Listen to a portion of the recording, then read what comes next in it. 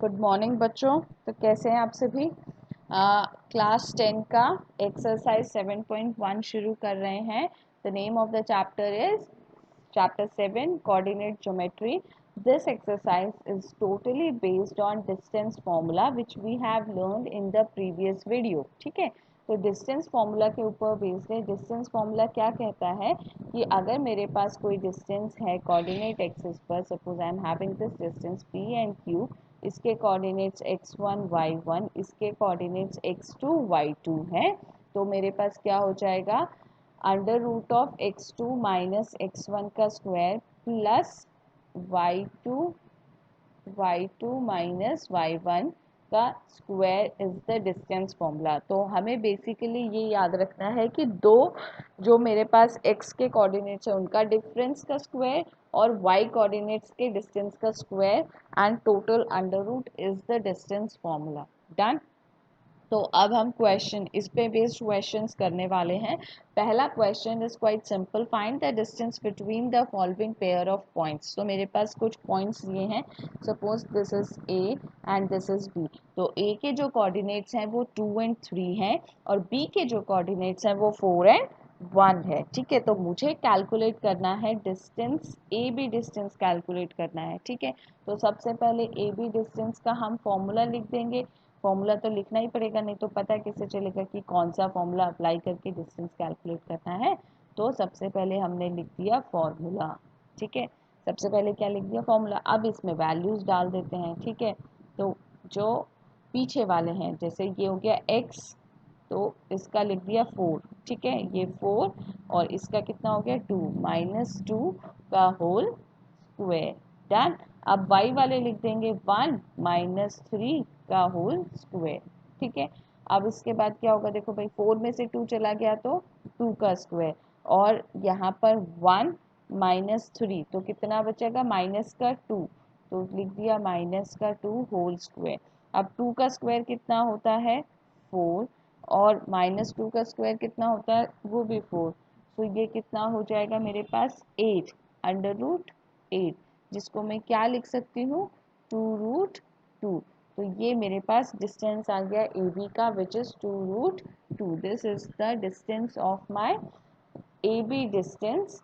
ठीक है, अब similarly I am applying this on the second one. ठीक है, तो आप चाहें तो पॉइंट्स का नाम हमेशा ए एंड बी रख सकते हैं। So let this is A and this is B, क्योंकि इजी हो जाएगा कैलकुलेट करने के लिए। तो डिस्टेंस किसका कैलकुलेट करना है, मुझे ए बी डिस्टेंस कैलकुलेट करना है which is x2 minus x1। देखो फॉर्मूला जितना ज़्यादा लिखोगे तो फॉर्मूले को रटने की ज़रूरत नहीं पड़ेगी, लिख लिख के ही आपको याद हो जाएगा।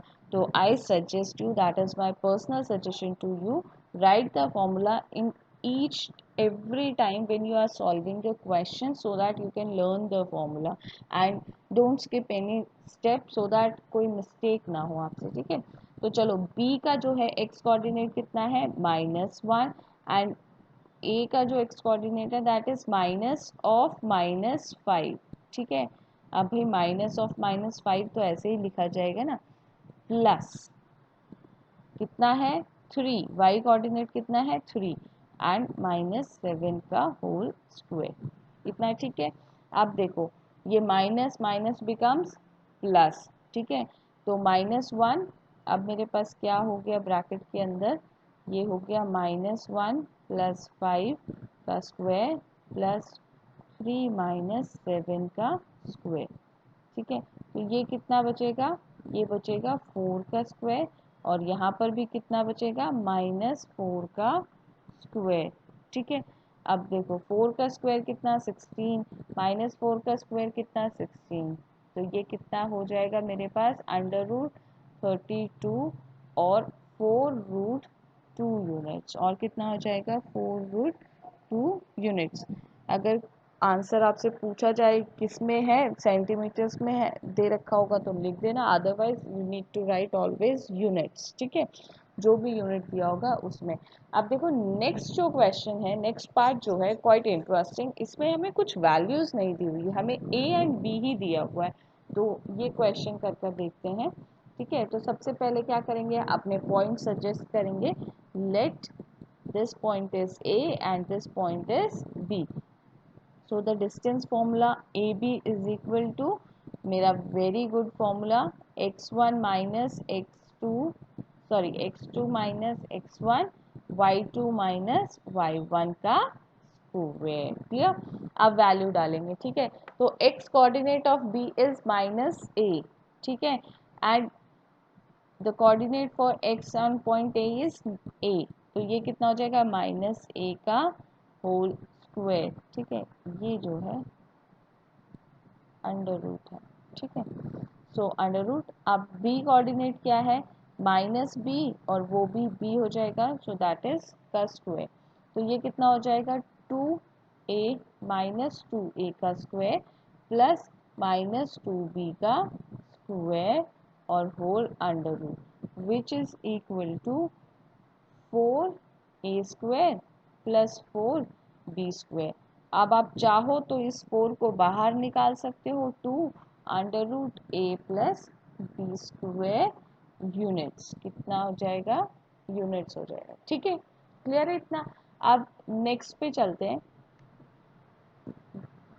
Question number 2। क्वेश्चन नंबर 2 क्या कह रहा है कि find the distance between the point 0 and 3615। Can you find the distance between the two towns A and B discussed in section 7.2।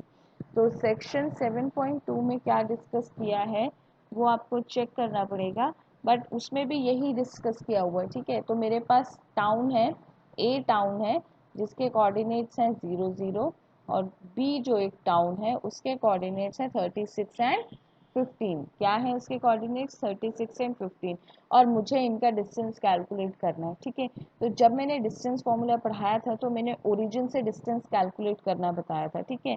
तो उसमें क्या हो गया था x का स्क्वायर प्लस y का स्क्वायर, क्या हो गया था x का स्क्वायर प्लस y का square and whole is under root, ठीक है। तो अब हम सिंपल है, मैं पहले डिस्टेंस फॉर्मूला लिख देती हूँ। ए बी के लिए डिस्टेंस फॉर्मूला लिख रही हूँ, तो x2 माइनस x1 का square plus y2 minus y1 का square and this whole is under root. अब आप चाहें तो direct distance formula from origin use कर सकते हैं, और अगर इसको पूरा लिखना चाहें तो इसको पूरा भी लिख सकते हैं, ठीक है। तो b का कोऑर्डिनेट कितना हो जाएगा x पे, ये देखो ये कितना है 36, और इसका कितना है 0, तो ये हो गया। देन नेक्स्ट वन इज 15 हो जाएगा, इसका कितना है 15 और उसका कितना है 0, एंड ये हो गया अंडर रूट, क्लियर।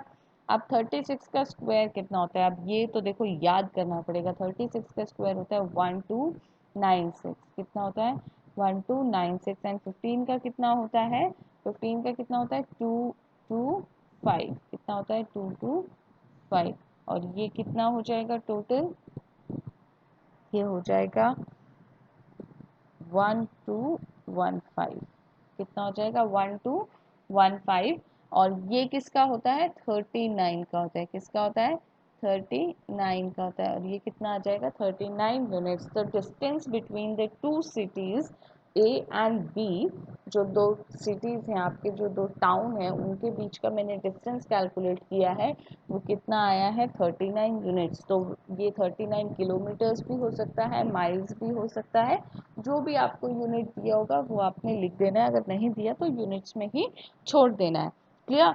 अब नेक्स्ट क्वेश्चन पे चलते हैं। Next question is saying that determine if the points 1 5 2 3 and -2 -11 are collinear. तो कोलिनियर का मतलब सबसे पहले पता होना चाहिए। कोलिनियर का मतलब है they all are lying in the same line, ठीक है। मान लो मेरे पास 3 पॉइंट है, ठीक है, 3 पॉइंट्स हैं। अब ये पॉइंट क्या तीनों एक ही लाइन में कर रहे हैं, नहीं, तो ये क्या हो जाएंगे, ये कोलिनियर नहीं है।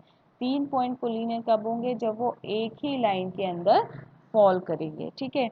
तो अब एक ही लाइन के अंदर फॉल करेंगे तो मेरे पास सिंपल सा एक ही चीज़ है कि मैं प्लस करूँ किन्हीं भी दो डिस्टेंस, कोई भी जो दो डिस्टेंस हैं वो कैलकुलेट करके तीसरे के बराबर बना दूँ उनको, ठीक है। तो ऐसे ही कोलिनियरिटी प्रूव की जाती है, ठीक है। तो नहीं समझ में आया मैं फिर से समझा देती हूँ। सबसे पहले करते हैं लेट, ठीक है। तो ए पॉइंट है जो मेरा 1 5 है, ठीक है। बी जो पॉइंट है वो मेरा 2 3 है, और सी जो मेरे पास पॉइंट है वो -2 एंड -11 है। ठीक है। अब क्या कह रहा है कि कोलिनियर प्रूफ करना है। कोलिनियर का मतलब अब मेरे को डिस्टेंस फाइंड करने पड़ेंगे। तो सबसे पहला डिस्टेंस मैं कौन सा कैलकुलेट करूंगी, ए बी का। फिर जो मैं डिस्टेंस कैलकुलेट करूंगी वो किसका करूंगी, बी सी का। और फिर मैं जो डिस्टेंस कैलकुलेट करूंगी तीसरा, वो कितना हो जाएगा, ए सी का। तो A B plus A C is equal to, अगर ए सी हो गया है, A B plus B C is equal to A C हो गया है, तो ये पॉइंट्स क्या हो जाएंगे मेरे पास, कोलिनियर। ये पॉइंट्स कैसे हो जाएंगे मेरे पास, कोलिनियर। और अगर ये इक्वल नहीं हुए, ठीक है, अगर this is not equal to this, तो ये पॉइंट्स कैसे हो जाएंगे मेरे पास, नॉन कोलिनियर। ठीक है, कैसे हो जाएंगे, नॉन कोलिनियर। तो अब इस चीज़ को करने के लिए मुझे क्या करना पड़ेगा, 3 डिस्टेंस फाइंड करने पड़ेंगे, ए बी का डिस्टेंस, बी सी का डिस्टेंस और ए सी का डिस्टेंस। तो चलो तीनों फाइंड करते हैं। तो सबसे पहले ए बी का डिस्टेंस कैलकुलेट करेंगे, और सबसे पहले ऊपर ही हमारा यहाँ पर फॉर्मूला लिख लेते हैं, डिस्टेंस फॉर्मूला। कुछ तो यूज़ कर रहे हैं ना, तो फॉर्मूला तो बताना पड़ेगा टीचर को कि कौन सा फॉर्मूला यूज़ किया है, एग्जामिनर को तो बताना पड़ता है ना। तो डिस्टेंस फॉर्मूला यूज़ कर रहे हैं, and distance formula is x2 minus x1 का square plus y2 minus y1 का स्क्वायर। ठीक है, और अब यहाँ पर सिंपली मैं वैल्यू डाल रही हूँ सभी के केस में। ठीक है, तो मेरे पास स्पेस नहीं था इसलिए मैंने ये यहाँ पर लिखा है। आपके पास नोटबुक में स्पेस होगा तो आप नीचे लिखिएगा। या चलो, तो नेक्स्ट पे चलते हैं। यहाँ पर ए बी, तो यहाँ पर इसका कितना कोऑर्डिनेट है, देखो 2। तो यहाँ पर लिखो 2 का -1 का स्क्वायर प्लस 3 -5 का square, which is equal to 1। यहाँ पर बचेगा 1, और यहाँ पर कितना बचेगा, 2 बचेगा। 2 का स्क्वायर कितना हो जाएगा, सीधा 4। I am skipping some of the steps which are quite simple. So ये कितना हो जाएगा, root under 5 minutes. The next one is I need to calculate the distance of B C. B C कितना हो जाएगा मेरे पास, यहाँ पे देखो सी का लिखना शुरू करेंगे। सो -2 एंड ये हो जाएगा -2। ठीक है, प्लस -11 -3 का square which is equal to, ये कितना हो जाएगा, 16 हो जाएगा। -2 4, 4 का स्क्वायर 16। ठीक है, प्लस ये कितना हो जाएगा, 14। 14 का स्क्वायर कितना होता है, 196। तो टोटल ऐड कर दिया, विच इज इक्वल टू 212, और यू कैन राइट इज 2√53। ठीक है, ऐसे भी लिख सकते हो उसको। The next one I need to calculate is A C. ठीक है, तो लिखेंगे सबसे पहले सी का -2 -1 का स्क्वायर प्लस -11 एंड -5 का square, which is equal to, पहला वाला किसके बराबर हो जाएगा, 3। 3 का स्क्वायर कितना होता है, 9। और ये किसके बराबर हो जाएगा, 16। 16 का स्क्वायर कितना होता है, 256। अब इन सबको ऐड कर देंगे तो ये आ जाएगा 265। 265 प्रॉपर तो किसी का भी नहीं होता है, तो इसको 265 ही रहने देंगे। ठीक है, अब देखो यहाँ पर और इसको आप लिख सकते हो, नहीं, हाँ, ये किसी का भी नहीं होगा, इसको ऐसे ही रहने देते हैं। ठीक है, फिर यहाँ पर अब देखो, अगर ऐड करेंगे 5 एंड 2√53 और इन सबको, तो क्या मेरे पास A B plus B C is equal to A C आता है, किसी भी हालत में नहीं आएगा, क्योंकि ये √53 √5 इनको ऐड कैसे करेंगे, तो दिस इज नॉट इक्वल। तो ये क्या हो जाएगा, these points are not collinear, these points are not collinear. ठीक है, ये पॉइंट्स जो हैं ये कोलिनियर नहीं है। ठीक है, नेक्स्ट नेक्स्ट जो क्वेश्चन है, नेक्स्ट क्वेश्चन नंबर 4 जो कह रहा है, क्वेश्चन नंबर 4 कह रहा है कि चेक चेक वेदर, कुछ पॉइंट्स दिए हुए हैं, 5 -2 6 4 and 7 -2 are the vertices of an isosceles triangle. तो मैं सपोज कर लेती हूँ कि मेरे पास ये आइसोसेलेस ट्राइंगल है, और ये जो पॉइंट है ये 5 -2 है, ये जो पॉइंट है ये 6 4 है, एंड ये मैंने सपोज किया है, इट मे नॉट बी। ठीक है, नहीं भी हो सकता। तो सपोज कर लिया, अब मुझे क्या प्रूव करना है कि यहाँ से ये जो डिस्टेंस है ए, ये डिस्टेंस बी और ये distance C, A B is equal to A C. ठीक है, तो कोई भी दो साइड का जो मेजरमेंट है वो सेम आना चाहिए। ए बी और बी सी का, या तो ए बी बी सी का सेम आ जाए, या ए बी ए सी का सेम आ जाए, या ए सी बी सी का सेम आ जाए, तो वो क्या हो जाएगा मेरे पास, आइसोसेलेस ट्राइंगल हो जाएगा। ठीक है, तो सबसे पहले क्या करेंगे, हम लेट करेंगे, late A 5 minus 2, b is equal to 6 and 4, c is equal to 7 minus 2, using distance formula। ठीक है, यूज क्या कर रही हूँ, मेरा डिस्टेंस फॉर्मूला। डिस्टेंस फॉर्मूला मेरा क्या कहता है, डिस्टेंस फॉर्मूला मेरा कहता है x2 माइनस x1 का square plus y2 minus y1 का स्क्वायर। ठीक है, अब मैं डिस्टेंस फॉर्मूला कहाँ कहाँ अप्लाई करूँगी, सबसे पहले मैं ए बी कैलकुलेट करूँगी, फिर मैं उसके बाद हमारा बी सी कैलकुलेट करूँगी। ठीक है, ए बी कैलकुलेट करूँगी, बी सी कैलकुलेट करूँगी, फिर ए सी कैलकुलेट करूँगी। तीन ही तो डिस्टेंस है ना, तो तीन डिस्टेंस कैलकुलेट कर लेते हैं। अच्छा, अब एक केस ये हो सकता है कि मान लीजिए आपने पहले दो कैलकुलेट किए और दोनों सेम आ गए, और आपने तीसरा कैलकुलेट नहीं किया और लिख दिया आइसोसेलेस ट्राइंगल। तो हो सकता है कि ये ट्राइंगल इक्विलेटरल ट्राइंगल हो, तो तीनों इक्वल आ जाएंगे। तो इसीलिए आपको तीनों ही साइड कैलकुलेट करनी पड़ेगी। आप दो साइड से सोच रहे हो मन में कि दो साइड कैलकुलेट करके काम चला लें, तो वो काम नहीं चलेगा। You need to calculate all the three sides, क्योंकि इक्विलेटरल ट्राइंगल हो जाएगा तो भी आपका क्वेश्चन रॉन्ग हो जाएगा। ठीक है, तो डिस्टेंस फॉर्मूला अप्लाई करते हैं, 6 माइनस 5 का square plus 4 minus of -2 become plus, तो मैंने सीधा प्लस का स्क्वायर कर दिया।